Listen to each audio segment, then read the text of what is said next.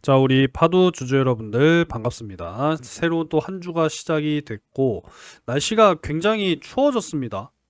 이제 10월 말 다가가고 있는데, 뭐 벌써 진짜 겨울이 온 건 아닌가? 뭐 이런 생각을 해보게 될 정도로 날씨가 굉장히 많이 추워졌습니다. 올해 독감 부분도요, 좀 우려가 된다고 해요. 건강 잘 챙기셔야 된다. 그냥 이 말씀을 좀 드리고 싶었습니다. 날씨가 추운 만큼 건강 잘 챙기시기 바라겠습니다. 아시겠죠? 자, 일단 오늘 파도 21,650원 마무리가 됐고, 시장 전체적으로 놓고 보면은 상승하는 종목이 더 많았다 보니까 파도의 오늘 하락세는 좀 아쉬운 부분이 있습니다. 코스닥이 1.89% 상승, 코스피 지수가 1.76% 상승으로 마무리가 됐습니다. 이런 상승세에 비하면은 파도는 사실 2.7% 하락이기 때문에 너무나 좀 아쉬운 상황이다라고 볼 수가 있겠고, 일봉상 지지가 나와주려 했었던 요 21선 결국은 이제 오늘 이탈이 발생이 되면서 마무리가 됐기 때문에 좀 전체적으로 매물대를 보자라고 한다면 일단은 지금 요 상단이 2800원 선이거든요. 요 라인이. 그래서 이 라인은 1차적으로 과연 지켜갈 수 있을 것이냐. 여기를 지키지 못한다라고 한다면 일단은 18,500원 선까지도 사실 추가적인 하락까지 또 예상을 해봐야 하는 지금 이러한 상황이기 때문에 요때 이 지난 이고점이죠. 여기까지도 사실 빠져내려올 수 있는 가능성 역시도 생각을 해야 되기 때문에 혹여라도 지금 수익권으로 나는 보유를 하고 있다라고 하시는 분들 일단은 2만 원 선을 또 이탈할 경우에 수익이 줄어들 가능성에 대해서도 생각을 하고 있어야 되기 때문에 이 2만 원 선 이탈이 나오기 전에는 일부 전량 다 했다가는 또 후회할 수 있으니까 일부 어느 정도는 좀 수익을 챙겨 놓는 것이 바람직할 수 있다. 이렇게 일단 의견을 드리는 거고 28,800원 일단 1차로 잡아놓고 볼 테니까 28,800원을 잘 지지하고 다시 한번 반등이 나와준다라고 한다면 큰 형태로 이렇게 좀 박스권을 또 예상을 해 볼 수가 있으니까 그대로 지켜가셔도 무방하다고 봅니다. 아시겠죠, 여러분들? 일단 뭐 주가 부분은 이렇게 좀 의견을 드릴 수가 있겠고 최근에 지수가 이렇게 막 또 올라가다 보니까 흔히들 이야기하는 불장, 그쵸? 그러다 보니까 또 이 불법 리딩방이 또 사기가 기승을 부리고 있는 그러한 상황이거든요. 제가 최근에 누차 강조를 드리지만 이 더 이상은 이상한 곳에서 여러분들 피해 보시면 안 된다라는 겁니다. 이 개미 투자자들의 원금을 갉아먹는 그런 이제 불법 리딩방 그리고 막 종목을 막 던져주잖아요. 그래놓고 막 손실 나면은 나 몰라라 하는 이 그런 피해 사례는 이제는 여러분들 그만 겪으셔야 됩니다. 그래서 저 김 선생과 함께 투명하게 운영하고 있는 이 SN경제연구소 정보방에 들어오시라는 거예요. 아시겠죠, 여러분들? 자, 요 정보방 아직까지 안 들어오신 분들은요, 영상 아래쪽에 제가 늘 남겨드리고 있는 이 고정 댓글을 확인하시면 됩니다. 여기 링크가 있으니까 이 링크를 여러분들 그냥 스마트폰으로 터치, 그냥 클릭이라고 할게요. 클릭만 하시면 그냥 바로 입장이 되니까 고민하실 필요도 없고 주저하실 필요도 없다라는 겁니다. 여러분들 꼭 이 정보방에 들어오셔서 함께 하시기 바라겠습니다. 자, 그러면 오늘도 구독과 좋아요 한 번씩 좀 부탁을 드리겠고, 오늘은 뭐 파도의 이야기보다 좀 다른 어떤 기업의 한 사례를 여러분들께 좀 말씀을 드려보려고 해요. 지금 뭐 AI로 인한 메모리의 상승 사이클, 공급 부족 사태, 일단은 뭐 2028년까지도 계속 될 것이다라고 하는 그런 전망들에 대해서도 말씀을 드렸고, 지금은 이제 이 HBM이 AI 칩을 또 주도하고 있는 지금 이런 상황이지만, 이제는 D램뿐만 아니라 낸드 플래시도 이제 HBM의 길을 가게 될 것이다. 그래서 HBF라고 하죠. 그래서 이제 낸드 역시도 수직으로 쌓아서 AI 칩을 만들 수 있는 이제 그런 또 시대로 간다라는 거죠. 그만큼 이제 이 컨트롤러에 대한 어떤 중요성은 점점 더 높아지게 될 것이고, 현재 5세대에 이어서 내년에 이제 나오게 될 6세대까지 매출이 성장하게 된다면 뭐 한 해에 1,000억은 문제가 안 된다라고 생각하는 겁니다.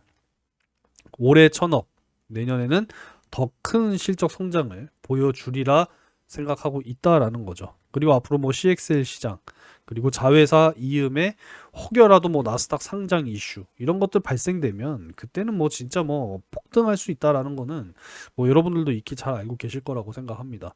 그래서 이런 부분들은 사실 그동안에 참 많이 말씀을 드려왔던 거기 때문에 오늘은 좀 다른 걸 한번 보려고 합니다. 어떤 거냐면 반도체 트레이를 만드는 이 회사가 SSD 케이스로 날아올랐다라고 하는 이야기예요. KX 하이텍에 대한 이야기를 한번 또 여러분들께 소개를 해드리려고 합니다. 올해 SSD 케이스 매출이요, 트레이를 넘었다.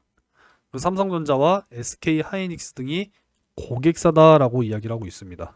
내용을 좀 보게 되면, 자, 반도체 트레이, 용기라고도 하죠. 반도체를 제조하는 과정에서 이 칩과 모듈 등을 보관하거나 옮길 때 쓰는 도구다. 반도체 부품의 품질 저하를 막기 위한 이야기고, 미세 분말 파티클이 나오지 않으면서 열과 습도에 강해야 한다고 해요. 이 제품을 주력으로 생산하는 KX 하이텍은 올해 들어서 SSD 케이스로 사업군 다각화에 적극 나서고 있다고 합니다.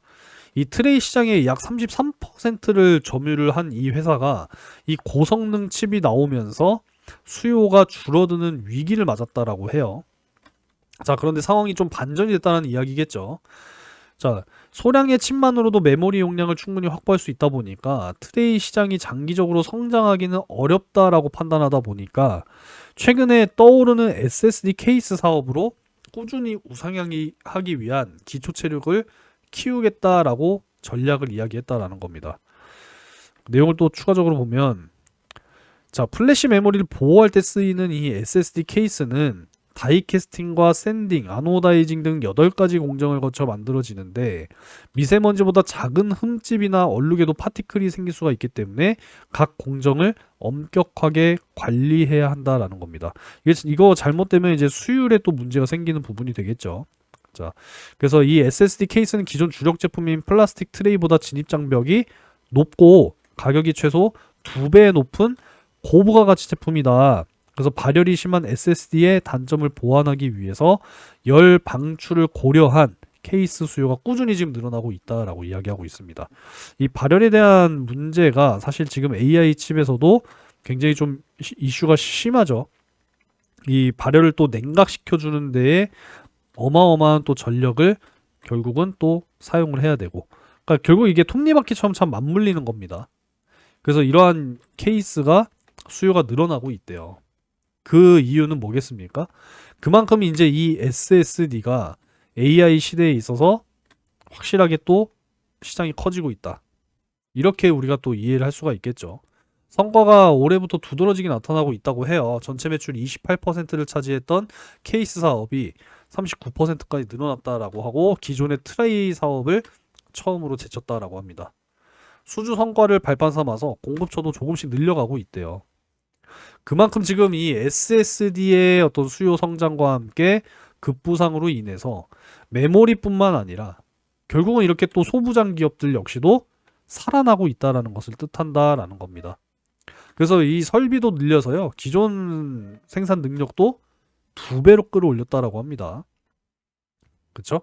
그러니까 이렇게 지금 이 AI가 가져온 메모리 반도체의 상승 사이클뿐만 아니라 지금 이러한 소부장 기업들 역시도 다시 한번 우상향할 수 있는 그런 전략들을 가져갈 수 있게 해줬다라는 거죠.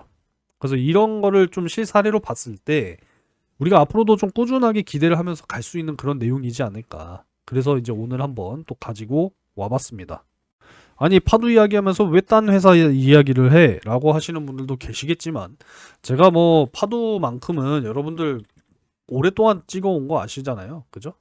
이제 오늘 영상이 이제 661화 거의 횟수로 3년 가까이를 계속 찍어가고 있어요. 그렇기 때문에 그동안에 참 오만때만 거 많은 거 말씀드렸었죠. 뭐 대표적으로 컨트롤러, 뭐 CXL, 뭐 실적에 대한 부분, 뭐 여러 가지 부분들, 그쵸? 그래서 오늘은 좀 요렇게 SSD 케이스에 대한 이야기를 말씀을 드렸습니다. 그만큼 지금 SSD 수요가 점점 더 성장하고 있고 거기에 대해서 또 공급이 부족한 이러한 상황이기 때문에 평균 판매 단가 뭐 이런 부분들도 올라갈 것이다. 이런 부분들 앞으로 이제 메모리의 상승 사이클이 언제까지 유지가 될 것이냐 뭐 이런 부분들을 우리가 꾸준하게 지켜보면서 가야 될 텐데 일단 내년은 일단 뭐 수요가 강할 것이다 라고 하는 것은 뭐 이미 나온 이야기니까 한번 기대해 보면서 정말 28년 정점이 언제일 것이냐 우리가 이런 것들을 꾸준하게 확인하면서 가야 돼요. 아시겠죠, 여러분들? 뭐 여전히 멀었다라고 생각을 하고 오늘 좀 21선 일봉상 21선 지지 못하고 빠진 부분에 대해서는 좀 아쉬운 부분이긴 합니다만 일단 추가적인 하락 2800원 이렇게 한번 보도록 하겠고 지난번에 요날이죠, 요날 2500원까지 빠졌었거든요. 2500원까지 2500원까지 빠지긴 했습니다만 다시 한번 좀 반등을 해주는 그러한 모습이었기 때문에 좀 전체적으로 크게는 이렇게 해서 박스권의 형태 이렇게 좀 보도록 할 테니까 일봉상 21선 뭐 지지 못했다고 뭐 너무 뭐 실망하실 필요가 없다. 요 정도로 정리하도록 하겠습니다. 자, 오늘 영상은 요 정도로 좀 정리를 하도록 하겠고 이번 주 뭐 주요 이슈들이 또 몇 가지가 있기는 한데 일단 뭐 큰 건 없습니다. 오늘 뭐 오전에 뭐 발표될 건 다 발표가 됐고요.